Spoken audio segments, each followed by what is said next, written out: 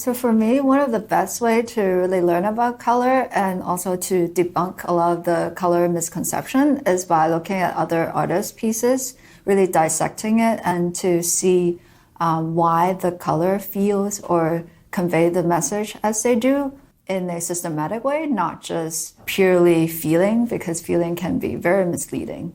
I think when we see a masterpiece, everything comes so well together that we almost take it for granted. There's a saying by Picasso, it takes a lot of effort to look effortless. So when we see something that's so effortless, we have to remind ourselves that every brushstroke on the canvas was an active decision. So this is a piece called Fishing for Oyster at Cancall by John Singer Sargent. He's really a master when it comes to color and composition.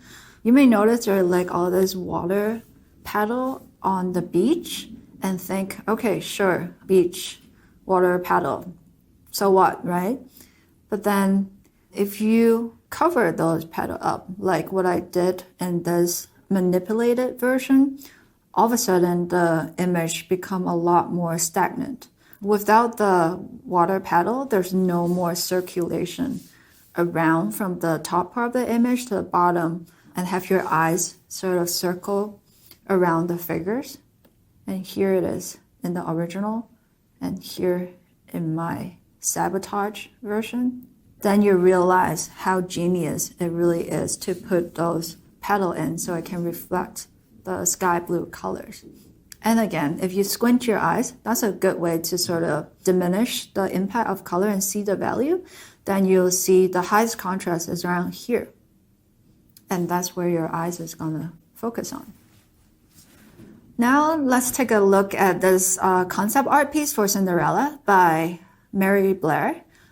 You may think that the brightest color here is this pink, and let's take a look. It's not really that saturated, it's kind of in the middle range. Now let's take a look at this part. It's even less saturated, kind of at the 1/3 range. And let's take a look at the shadow. It's actually around the same saturation as the pink, if not a little bit more towards the red side. So it's actually more saturated. A lot of people don't really realize, usually the most saturated color is at the darker color and the shadow color, such as this part. To further illustrate that point, let's look at a Monet piece. Again, here the pink appear very vibrant. So let's pick it up and see what that looks like. Again, it's very neutral. It's like not even halfway through the saturation, which we understand is reading from the left to the right. And let's look at this beautiful bright greens here. It's right in the middle. Again, not very bright. What about the yellows here? Again, right in the middle. And now let's take a look at the shadow. All of a sudden, whoop, we jump to the edge. Now let's take a look at this example by Victor Higgins. The statue is practically glowing with light. Let's take a look at the saturation of it. There's almost no color in that. Even the wings, it's just barely in the middle. The lighter part is actually become less saturated. So in this piece, what really contributes to the glowing effect is contrast. Because even in the black and white, it really feels like there's a lot of light being reflected by the statue. But now, as we can see in black and white, the reading become a lot more one-dimensional. We zoom in into the statue and then maybe see a little bit of the highlight here, and then that's it.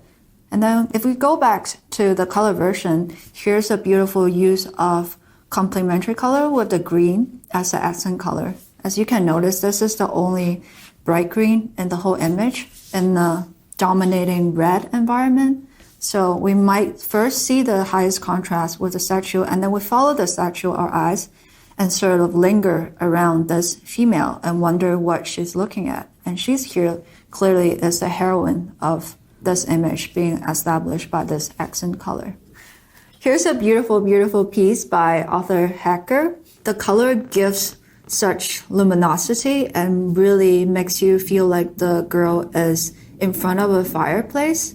And that's the power color has when it's used right. We don't see the light source at all, but we can feel the heat and the temperature. When I was in college, my teacher Chris Buzelli once said a really good art piece should be packed with adjective instead of just noun. For example, in this piece, the nouns are girl, cat, teapot. But the reason why this piece is so great is because of the adjective that we can find in it, such as warm or luminous. That is what really gives us the feeling that we have towards this piece. And now let's take a look at this like practically glowing fluorescent green here. It's like practically jumping out of the page, but let's take a color picker and see how saturated it really is. It's almost not a green, it's like this gray color. Let's take a look at the other part of the green. Okay, so this one read as a green, but still very much a muted green. And the reason why these greens feel so bright or saturated to us is precisely because of the color relativity that we talk about. Everything else is very orangey red, and because of that, they seem a lot greener than they really are. Now that we have looked at many master's pieces, now let's take a look at the student of the masters, which is me, and see how I learned the things from my heroes and apply to my work.